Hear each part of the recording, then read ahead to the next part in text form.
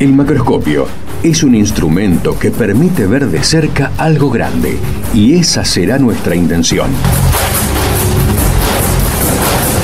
Acercarnos desde las pequeñas historias personales y sus recorridos al sistema científico nacional. ¿Quiénes lo conforman? ¿Cómo llegaron allí? ¿Desde dónde partieron? ¿Qué obstáculos tuvieron que sortear? Son solo algunas de las preguntas que estaremos contestando en nuestro programa. Les invitamos a escuchar estas trayectorias y a sus protagonistas.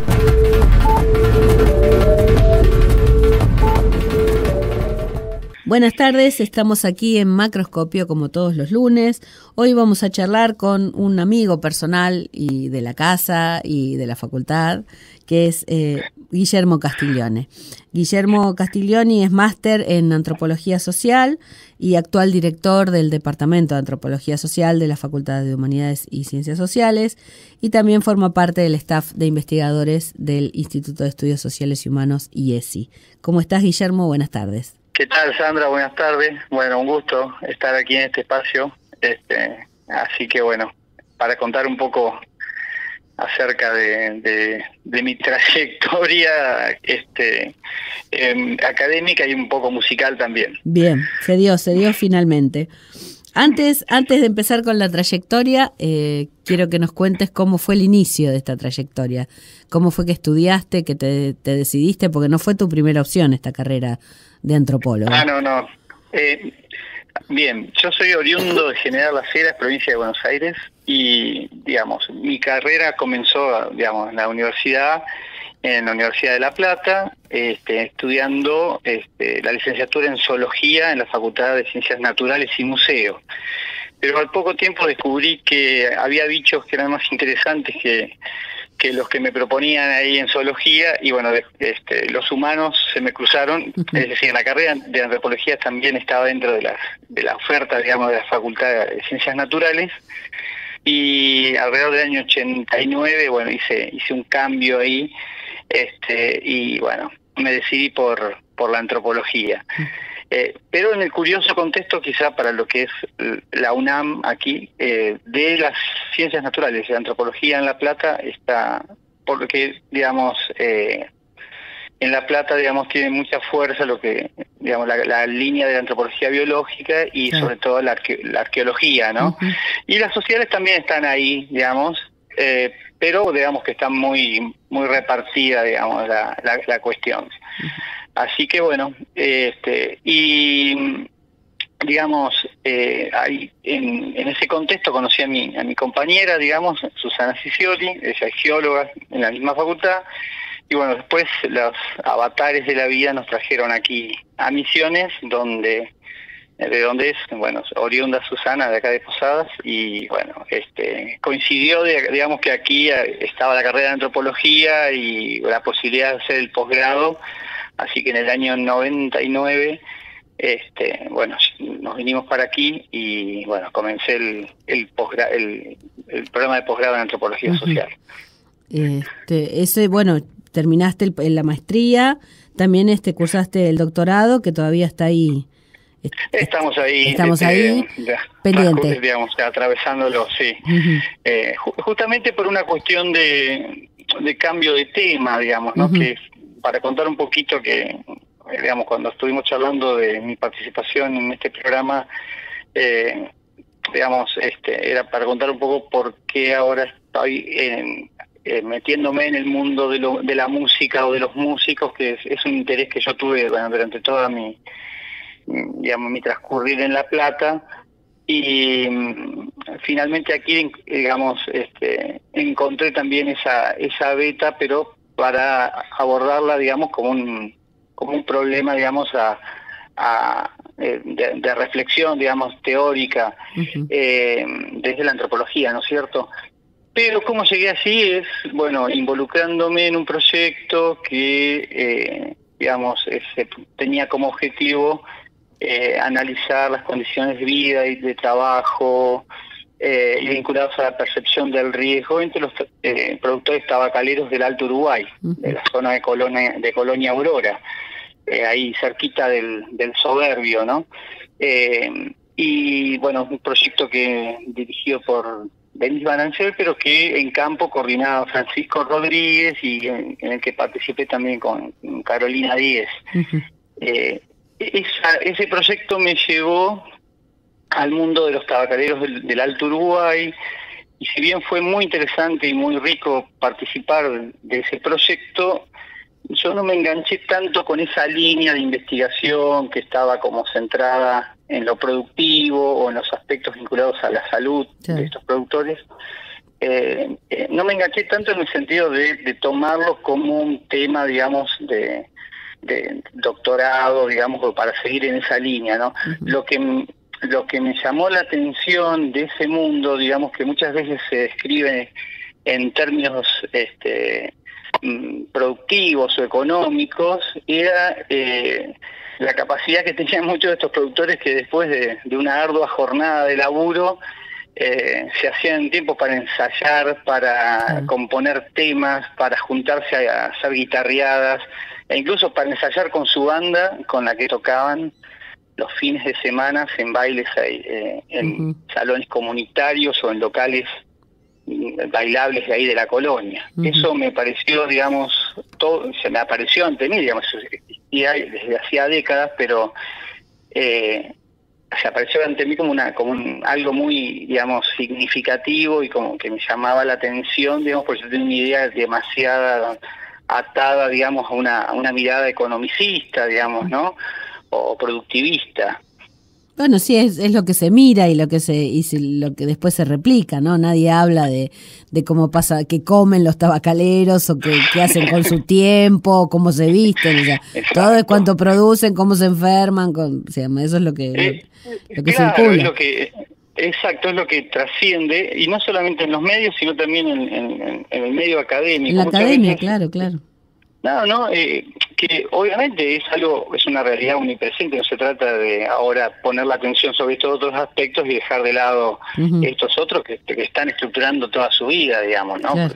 La producción de tabaco y las otras actividades agrícolas rigen y estructuran la vida de estas personas.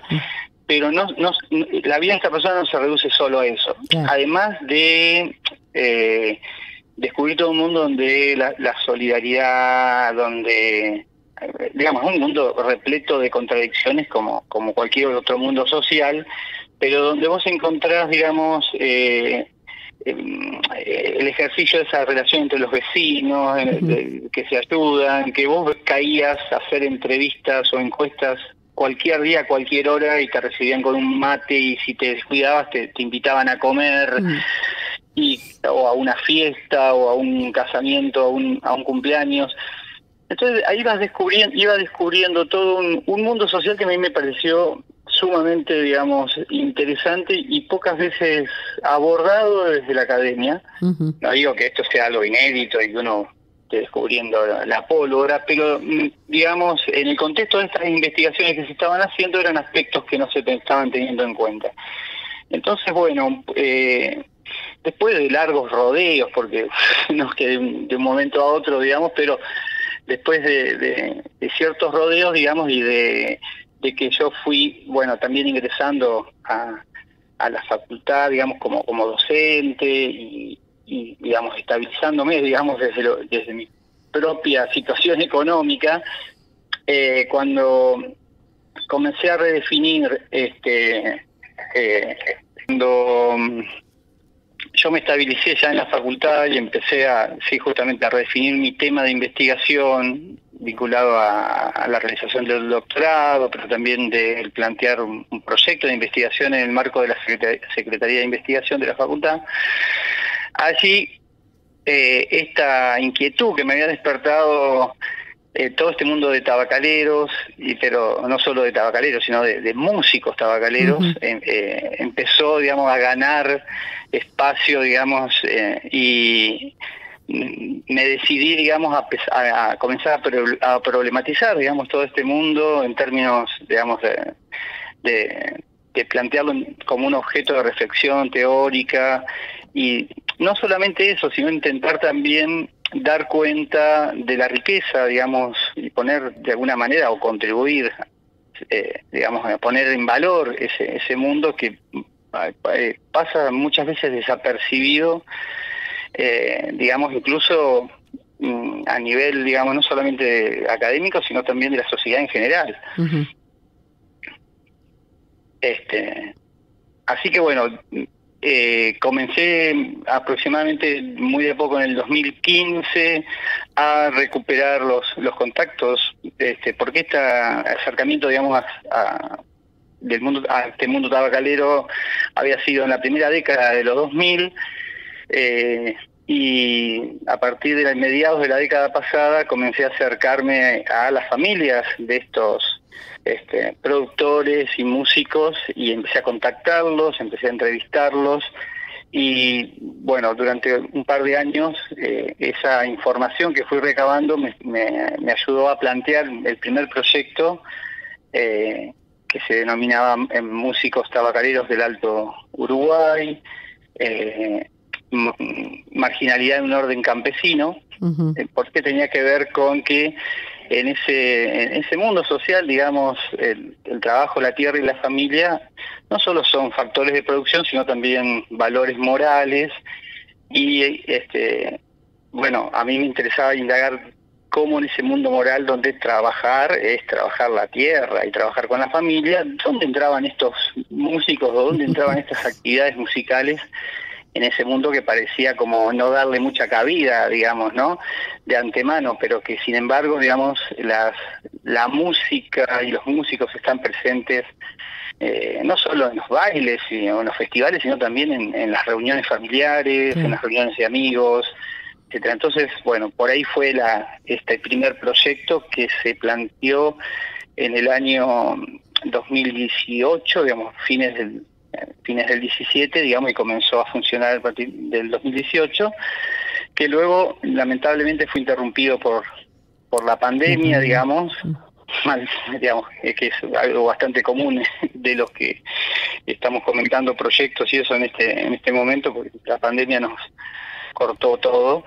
No solamente nos cortó la posibilidad de seguir indagando, sino que suspendió todas las actividades musicales y demás de toda esta gente, digamos, ¿no?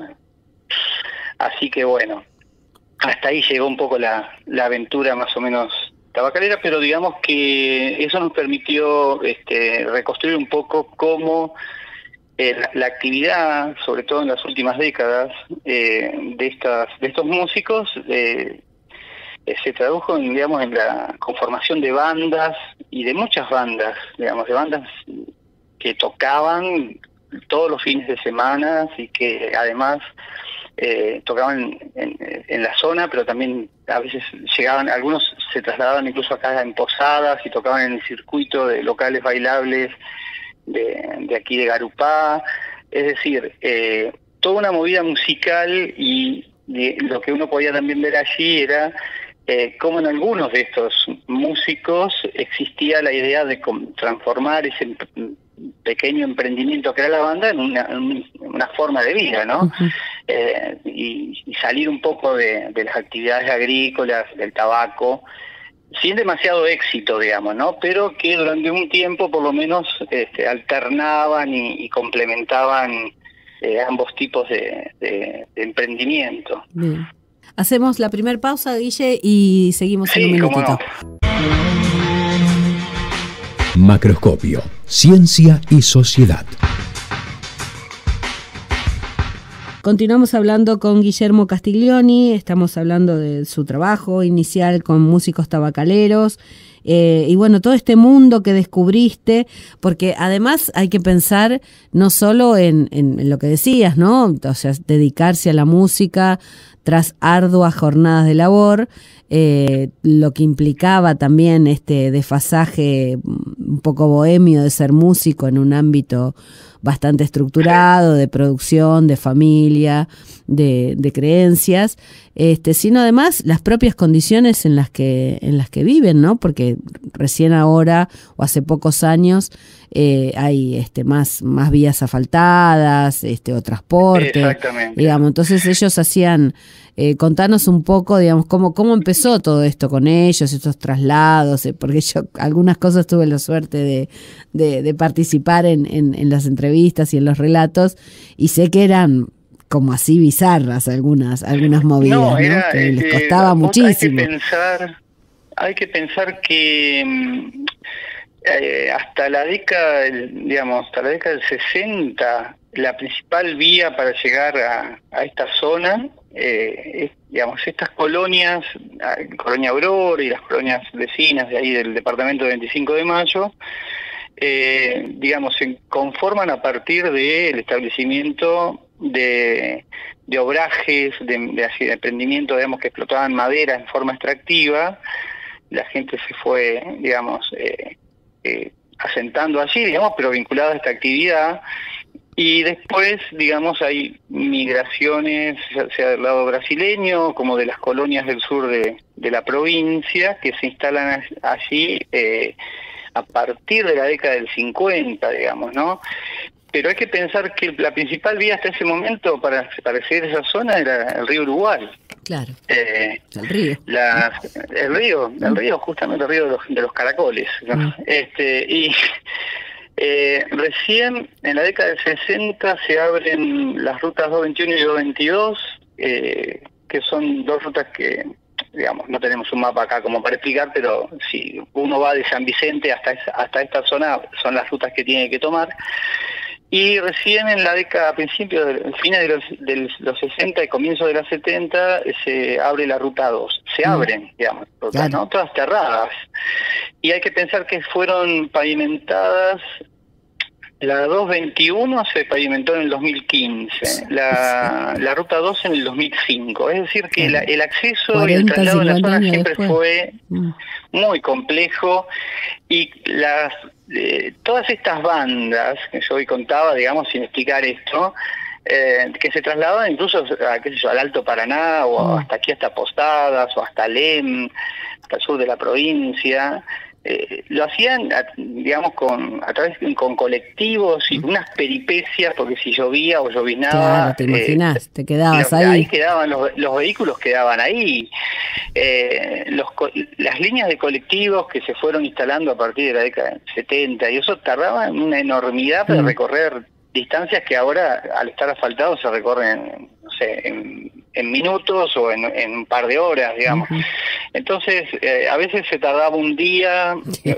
Recuerdo un cuento, una anécdota, que me comentaban de que unas familias habían tenido que ir a un casamiento, no sé si era en Banda, hacia el Alto Paraná, y habían tardado como un día en llegar porque se había roto el colectivo por el camino, había sido toda una peripecia, pero ellos habían previsto, habían salido con suficiente antelación como para llegar a tiempo. Antes del sí.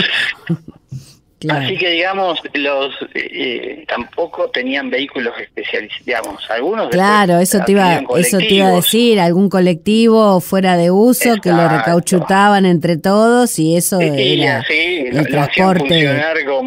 Como transporte y casa rodante, porque después quedaban a dormir allí, pero esos eran los que les iba un poco mejor, las bandas, como Nuevos Tiempos o Banda Acuario, que ahora también vamos a pasar un tema seguro. Sí. Y bueno, es lo mismo, pero lo que hay que decir aquí lo que de alguna manera alimentaba estas bandas también en cuanto a influencias y a posibilidades, de adquirir instrumentos a veces hasta de segunda mano o equipo, era el vínculo con las localidades del sur de Brasil, ¿no? Donde el río, es una frontera, pero también es una vía que comunica, y que permite todo tipo de transacciones y de posibilidades, y el acceso, a servicios y a centros comerciales que, de alguna manera les permitían a ellos abastecerse de equipos y de instrumentos, y de influencias, musicales, que las bandas, que ellos, la música que hacen, que es la denominada música cervecera o música de banda, como le dicen ellos, es decir, todos ritmos bailables que permiten que se haga el baile. Además de la música sartaneja, la llamada música sartaneja, que el término refiere, música del campo, claro. ¿no? Que cuenta un poco cómo es la vida en el campo y las peripecias del agricultor o del ganadero. Bueno, un poco por ahí viene toda la lírica de esas canciones. Sí, que en general los ritmos son bastante particulares. En general cantan en portugués o en portuñol. Claro, o en portuñol, sí. Y el uso de los instrumentos también, ¿no? Tienen toda esa cadencia con ese tipo de música. Recuerdo, bueno, lo que nos contaba en algún momento uno de los músicos, que hoy también vamos a escuchar, don Quito Kramer, que él quería, lo comento porque siempre me pareció muy emotiva esa anécdota, ¿no? Que él quería aprender a tocar el bandoneón, pero como tanguero, quería saber ejecutarlo como para tocar tango. Y no había profesores en la colonia ni cerca. El único profesor que había estaba en Oberá, y lamentablemente él no podía costearse ni ese viaje, ni ese curso, ni esa capacitación. Así que bueno, devino su bandoneón arrabalero en un bandoneón cervecero. Pero siempre me llamó la atención, y sobre todo destacar lo que acababas de decir vos hace un rato, ¿no? Porque pese a las condiciones adversas, no solo económicas, sino geográficas, los jugados que estaban por seguir marcando el punto de la música, ¿no? Seguir dedicándose a eso, seguir dándole una alegría a la gente, ¿no? Porque es algo que, como decías, no solo en los bailes o después en el festival, que ahora por ahí contás un poco que es un evento que tuvo muchísima relevancia durante mucho tiempo, sino también en las fiestas familiares, en los cumpleaños de 15, o sea, todo un valor social, ¿no? Que tenía y tiene. Totalmente. Hay que pensar que estos espacios, el de los bailes, incluso el baile, no solamente en los salones comunitarios, sino en los comienzos, digamos, la década del 60, los bailes en las propias casas, claro, los llamados surungos, donde por ahí se habilitaba parte de la casa, la galería o un galpón que estaba un poco en desuso, se lo acondicionaba y ahí se encontraban los vecinos, amigos y otros que caían, a veces invitados o no. Entonces, eran los principales encuentros de socialización, digamos, los principales espacios donde incluso se podían despertar simpatía, formar parejas, digamos, claro, ¿no? Era el ámbito de intercambio social, obviamente. Exactamente. Entonces, hay que ver eso. Entonces, ser músico en ese contexto no era meramente, digamos, ser un bohemio o ser, sino también tenía su valor social en ese contexto, aunque sobre el músico también recaen todos estos estigmas de bohemio, de vago, etcétera, digamos, ¿no? Pero que, digamos, cualidades que reúnen mucha otra gente, digamos, pero sobre ellos, digamos, recae de manera muy así, muy estereotipada, claro. Estereotipada, exactamente, el estereotipo ahí se manifiesta. Y vos mencionaste recién el Festival de la Canción, el Festival de Integración Regional de la Canción de Alicia Baja, que es una de las colonias y las que hemos visitado, y que reúne junto a Puerto Londero, digamos, la mayor cantidad de músicos ahí de este municipio de Colonia Aurora. Este festival, digamos, fue tomado, digamos, el modelo de festivales similares que tienen lugar en municipios del sur de Brasil y, digamos, impulsado por justamente la señora de Quito Kramer, este músico que vamos a escuchar, y otros, digamos, miembros ahí de la comunidad que siempre están ligados o a la comisión de la escuela o la comisión de la iglesia. Es decir, la gente está organizada y de forma colectiva y colaborativa, digamos, fomenta muchos de estos tipos de encuentros, de festivales, fiestas, a veces vinculadas a las festividades, digamos, del calendario escolar, digamos, o de la iglesia, pero muchas veces fiestas, digamos, que tienen que ver, como en este caso, que tienen que ver con que los vecinos se reúnan y puedan disfrutar de la música. Claro. Este festival que te mencionaba era, es un festival donde se contrata una banda que durante unos días, digamos, se instala ahí en Alicia Baja, y los vecinos, desde niños hasta adultos, digamos, le acercan, digamos, a la banda qué tema quiere cantar, interpretar, y el día, digamos, del festival, cada uno pasa, digamos, al escenario y es el protagonista y canta una canción, digamos, ante no solamente ante el público, sino ante un jurado de músicos de la zona que los evalúan, digamos. Esto está organizado por distintas categorías, niños, adolescentes, jóvenes y adultos, y profesionales también. Y el primer día es muy divertido porque todo el mundo pasa y canta por diversión, canta porque tiene ganas de lucirse o de divertirse, y la gente, digamos, y se forman hinchadas que alientan a los músicos, y la banda que acompaña tiene solamente la función de justamente eso, acompañar y de guiar, y es algo realmente, y esto está sucediendo hace aproximadamente unos 25 años, creo que un poco más también, allí en Alicia Baja, y todos los años, digamos, una fiesta que se hace a pulmón, digamos, ¿no? Reciben a veces ayuda del municipio, han intentado de que esta fiesta sea reconocida, digamos, a nivel provincial, provincial, y que sea, digamos, integrada dentro de la grilla, digamos, de fiestas provinciales, pero no han encontrado todavía la forma de hacerlo. Pero lo interesante es que igual sigue sucediendo, digamos, ¿no? Sigue sucediendo, y que lo recaudado es reinvertido en mejorar la fiesta, digamos, ¿no? En mejorar el salón comunitario, en ampliarlo, en contratar mejores, no sé si mejores bandas, pero sí con mejores condiciones para el sonido, en fin. Y eso es algo que en principio no deja demasiado dinero, digamos, ¿no? Es una actividad que está destinada justamente a eso, a la inversión en espacios de este tipo, de diversión, de compartir la música que se hace ahí en la región. Y además se divierten, realmente es muy divertido, digamos, asistir.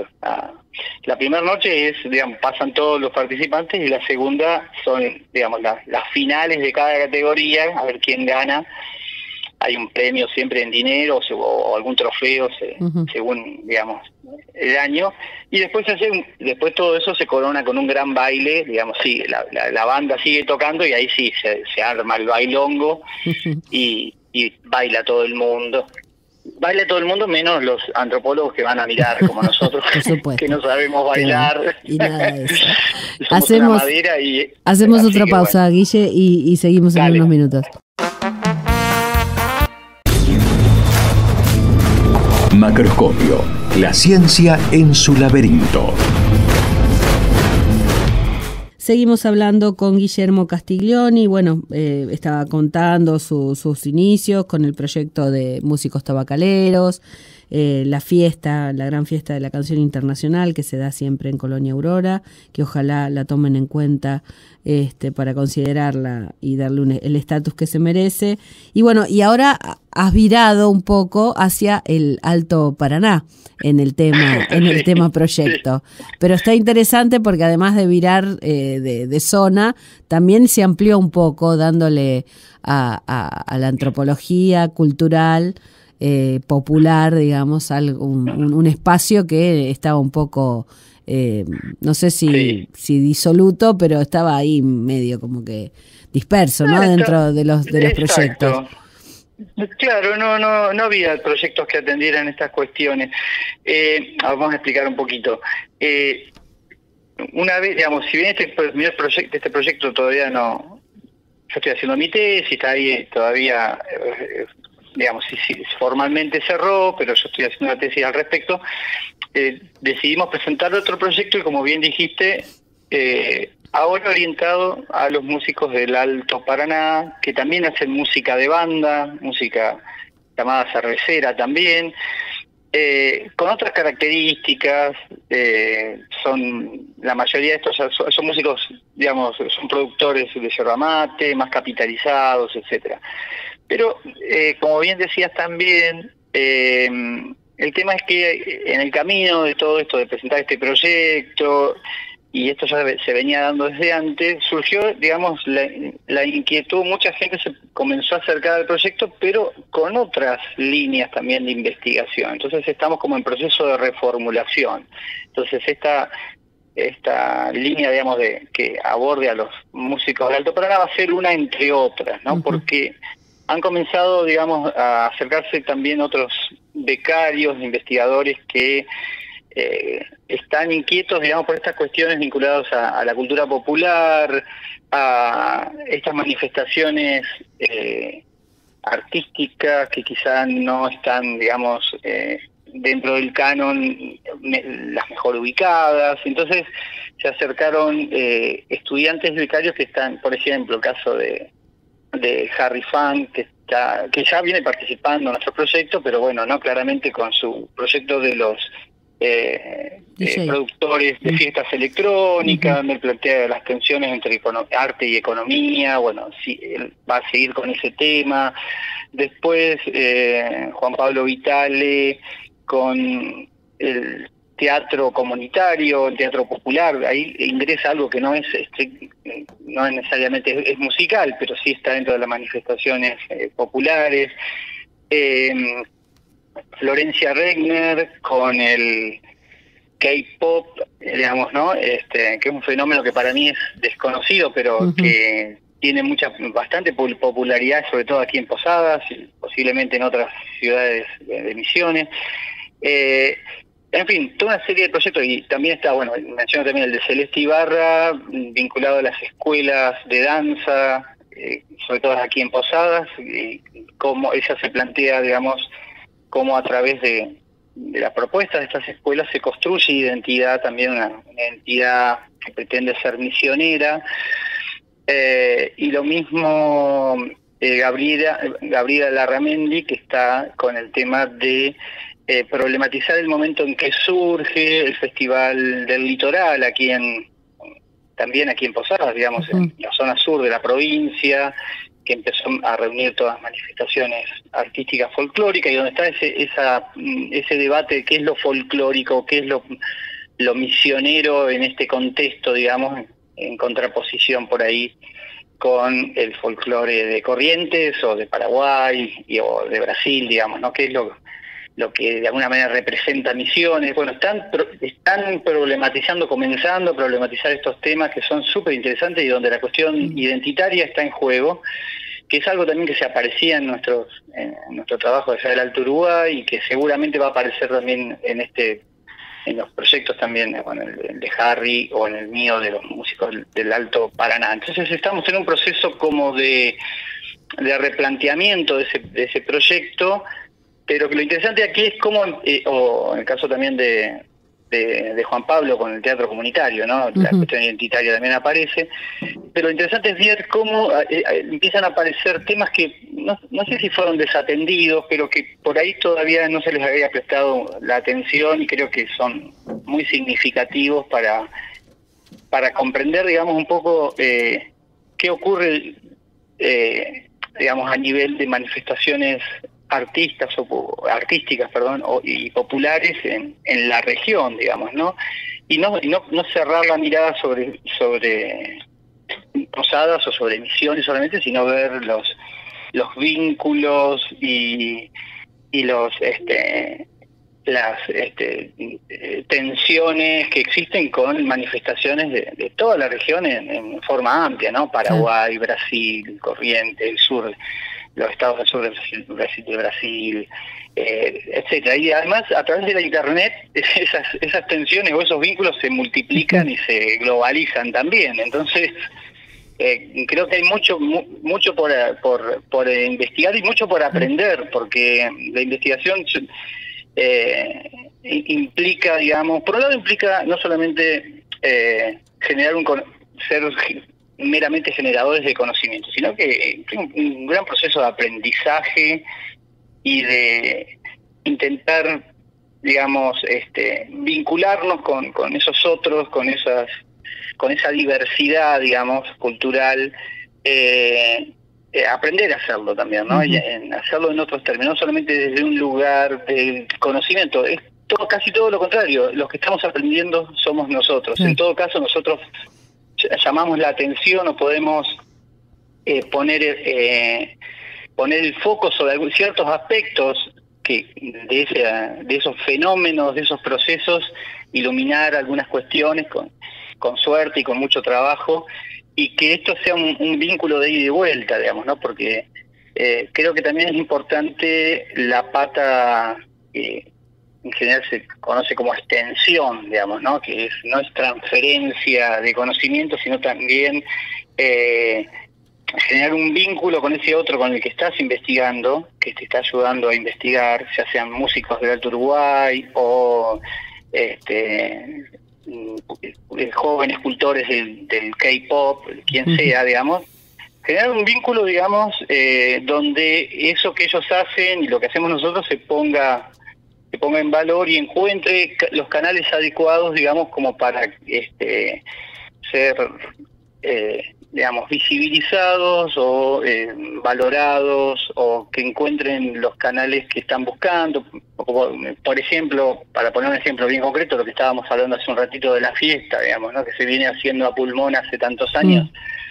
Bueno, no sé si es el Estado provincial o el municipal, pero digamos, posiblemente si ellos encuentran ciertos canales, un canal más adecuado que el que han usado hasta ahora, podrían quizá digamos, hacer que esa fiesta crezca, o que ellos puedan dar una continuidad, porque la continuidad uno, digamos, la naturaliza cuando después de tantos años algo se hace, pero eso cuesta mucho esfuerzo y ha estado muas veces a punto de caer. Sí, digamos, sí, son esfuerzos de voluntades individuales, claro, ¿no? De gente claro, que ha estado desde siempre, gente que empieza a participar de la comunidad, pero ahí no hay empresarios, no hay sponsors, no hay, o sea, exacto, es todo. Quizás no sean los sponsors ni y eso pero sí, digamos, recurrir a algunas, si es que las hay, digamos, algunas instancias institucionales que permitan esa continuidad y que no todo se deposite sobre la voluntad de estas personas o de estas pequeñas organizaciones que digamos, en un medio donde el trabajo, como decíamos, ¿no? En la agricultura, en el tabaco, es digamos, muy exigente, digamos, ¿no? Ojalá que esté escuchando José Loyoap, nuestro secretario de Cultura, que a la sazón es músico, bien, y claro, podría darle una mano a los amigos de Colonia Aurora con esa gran fiesta que ya tiene más de 25 años, ¿no? Más de 25 años, sí, exactamente. Que sería.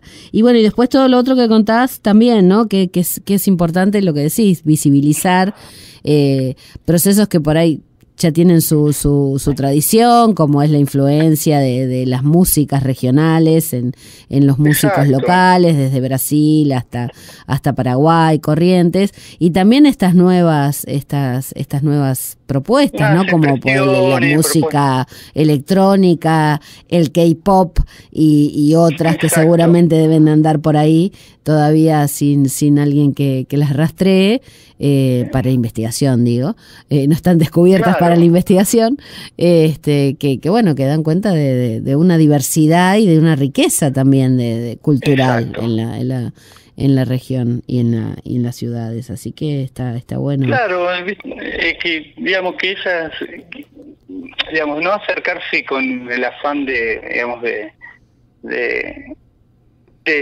no sé, solamente de mostrarlas hacia un público o de promocionarlas en términos comerciales, sino también que los propios sujetos que están llevando adelante estas prácticas, digamos, sean ellos mismos los que encuentren los canales que desean, o los espacios, digamos, muchas veces, digamos, esta cuestión que decíamos de los músicos, que se hacen un momento para después del trabajo poder practicar, no es exclusivo de los músicos tabacaleros. En los músicos tabacaleros tendrán sus particularidades, pero creo que los tamameceros de acá, de Posadas, la gran mayoría, nadie vive de la música. Entonces, no sé, digamos, ¿no? Esta cuestión de pensar en el tema de los espacios donde estas manifestaciones tienen lugar, son lo suficientes, digamos, y de la misma manera que hay que empezar a pensar que las inversiones no solamente deben dar como resultado más dinero o más dinero, sino también que existan este tipo de fiestas, como la fiesta de la canción de Alicia y eso, están devolviendo, digamos, a la comunidad, digamos, están devolviéndole quizá algo intangible que tiene que ver con la propia identidad, que tiene que ver con el goce y el disfrute, digamos, ¿no? Porque el ocio tiene que existir para disfrutar ese espacio, no se trata solo de trabajo ni de... entonces esos aspectos que a veces desaparecen, ¿no? Parece que en todos los proyectos, creo que una vez lo comentabas y vos me lo decías, cuando pensamos en los productores, todo el tiempo se está pensando a ver qué pueden producir, qué pueden hacer, qué pueden ir a hacer, y dónde están los espacios de goce, de disfrute, de esparcimiento. Digamos, esta gente ya trabaja, por favor. Bueno, eso vos sabés que es muy común, ¿no? Sobre todo también en la academia y también en algunas ONGs y referentes de trabajo con mujeres. Yo hice una experiencia hace muchos años en el Chaco con pequeñas productoras algodoneras, y después, bueno, hicimos una presentación de los avances de la investigación. Entonces, en el intercambio, ya a nivel académico se daba, ¿no? Bueno, como estas mujeres pueden generar nuevos trabajos alternativos para la economía familiar, ya sea producción de dulces, tejido. Entonces yo, así de la nada, digo yo, no pueden disfrutar, no pueden poner una peluquera, por ejemplo, y que vayan a cortarse el pelo y pintarse las uñas, o hacer, no sé, tertulia sobre una telenovela que puedan ver. Digo, ¿por qué todo tiene que ser más trabajo? Ya harán el campo, cuidan los animales, cuidan los hijos, cocinan, planchan, les vas a hacer mermelada, dejarlas vivir, dejarlas disfrutar. Bueno, eso aplica para todo. Aplica para esto, digamos, ¿no? La falta de espacios para fiestas, ¿no? La fiesta que... Los lugares, claro. Lo que se cultiva es el vínculo y el pasarla bien, ¿viste? Claro, bueno, en esos lugares a mí me llama mucho la atención que había 2 espacios, digamos, comunitarios. La iglesia, que te imaginas que estaba completamente vedada para millones de cosas. Para este tipo de fiestas paganas. Claro, para este tipo de fiestas paganas. Y el almacén de ramos generales, que estaba el almacén y al lado el boliche, donde iban a tomar además los hombres, no era espacio femenino. Entonces, ya está. No había otro lugar. Sí. Así que era... Y para los jóvenes ni hablar para los jóvenes. Exacto. Así que nada, el ocio no estaba. No, claro, para las mujeres mismas, digamos. Claro. Exactamente, ¿viste? Eso es algo que debe ser pensado en estas, digamos, debe ser analizado también, ¿no? Cuando nosotros generamos conocimiento, tenemos que describir estos mundos, pero también tenemos que pensar, creo que con ellos, ¿no? Digamos, cuáles pueden ser las vías y qué nuevos espacios merecen ser abiertos o mantenidos, digamos, porque muchos de ellos están funcionando, digamos, pero se mantienen a pulmón. Claro. Para que estas cuestiones continúen, y continuar no quiere decir momificar todas estas costumbres y tradiciones, porque al contrario, ellos las van para que sobrevivan, las van modificando todo el tiempo, digamos, ¿no? Yo cuando veía los tabacaleros de Alto Uruguay les preguntaba, pero ustedes usan bases que disparan de una notebook para hacer la batería, ¿no? Y el bajo, el teclado, para poder tocar. ¿Cuándo van a incorporar un baterista y un bajista? No vamos a incorporar nada, me dice, porque son más gente y no tenemos que distribuir el dinero, y además ya lo tenemos resuelto, esto es para bailar, no es un concierto, digamos, ¿no?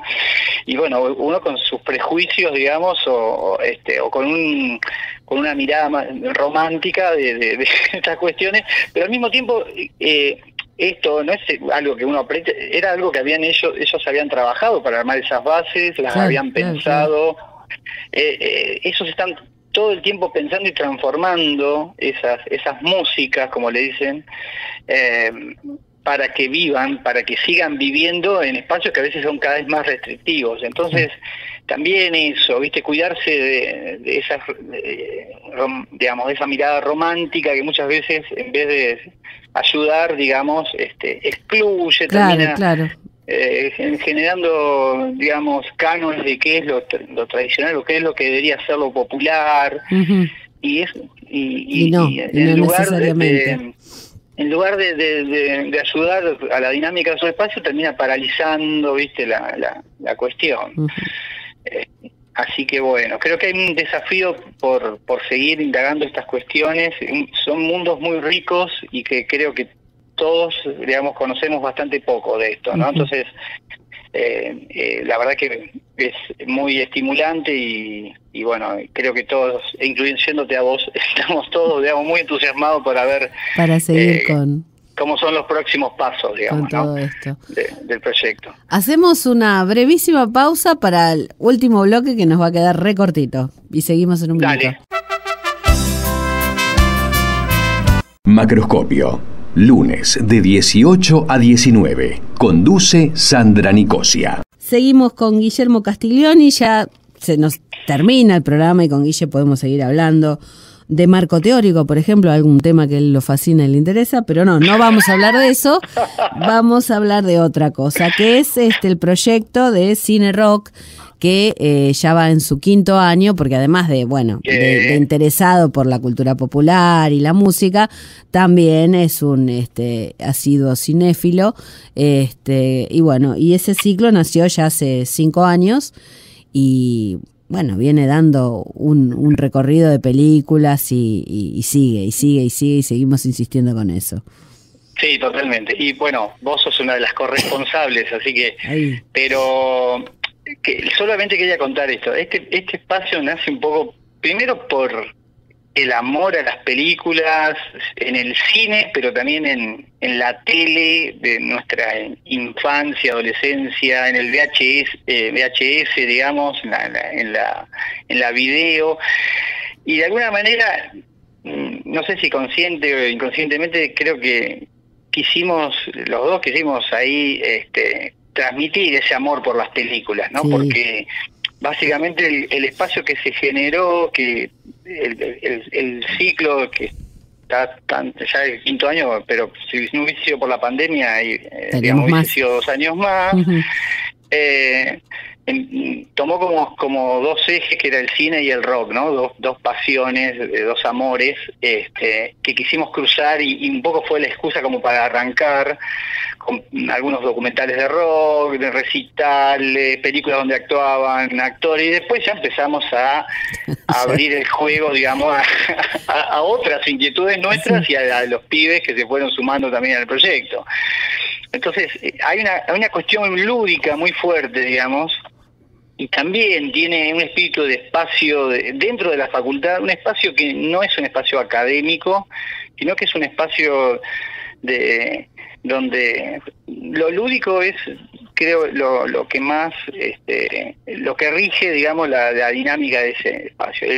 El amor por las películas, el disfrutarlas en forma colectiva, en hacer sorteos de golosinas o de pequeños regalitos entre los presentes, el intercambiar las experiencias de aquellos que ya vimos esa peli, o también aceptar las propuestas nuevas que los chicos por ahí traen de pelis más novedosas, y ese intercambio y ese disfrutar de una película en ese contexto es algo que, no sé, tiene como el viejo espíritu de cuando uno iba al cine de pibe, digamos, con los amigos, y quedaba fascinado con una película. Ahora el acceso a la información es tan fácil que quizá uno puede ver esas pelis en la compu, en la casa, pero nosotros seguimos apostando que no es lo mismo, digamos, no es lo mismo. Y más dentro de un espacio académico que lo que hace es, digamos, a veces excluir este tipo de manifestaciones,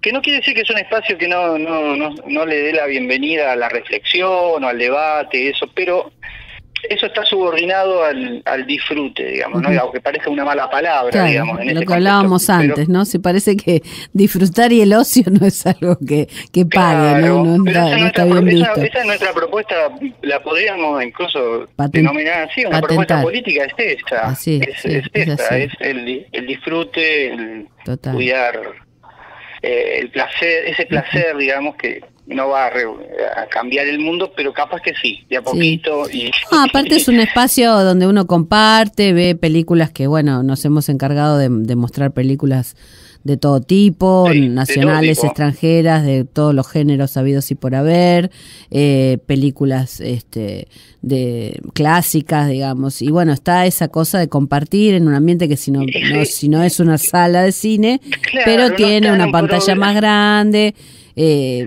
Charlamos al respecto. Que no está en el programa de la materia, ¿viste? No tiene que ver porque es obligatorio, sino porque alguien comentó, che, ¿por qué no vemos esta peli? Por tal cosa, porque trata este tema, porque a mí me fascinó verla, porque es muy ridícula o porque es hermosa su fotografía, lo que fuere. Que es como muchas veces uno llega a la música o a muchos consumos culturales, ¿no? Uh-huh. De la mano de otros, ¿no? Te paso este cassette porque acá hay un grupo que te va a encantar. Que te va a encantar, y ahí estamos, compartiendo pelis. Compartiendo pelis así a la vieja usanza y con los nuevos condimentos que agregan los pibes. Bien. Que se vienen sumando todos los años, ¿no? Eso también es válido aclarar. Bueno, Guille, te agradezco todo tu tiempo, toda la charla.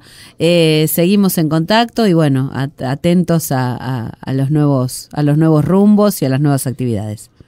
Bueno, San, un abrazo enorme y felicitaciones para vos y para todo el resto ahí de los colaboradores ahí del programa, que es un programa hermoso y así que para mí un honor haber participado. Bien, gracias. Hoy en Macroscopio escuchamos a Décima o Guavirova de Quito Kramer, Dame Chop de Banda Acuario y Amar en Segredo de Mauro Link y Laurí Sampirolio, todos amigos de Colonia Aurora a quienes le dedicamos este programa.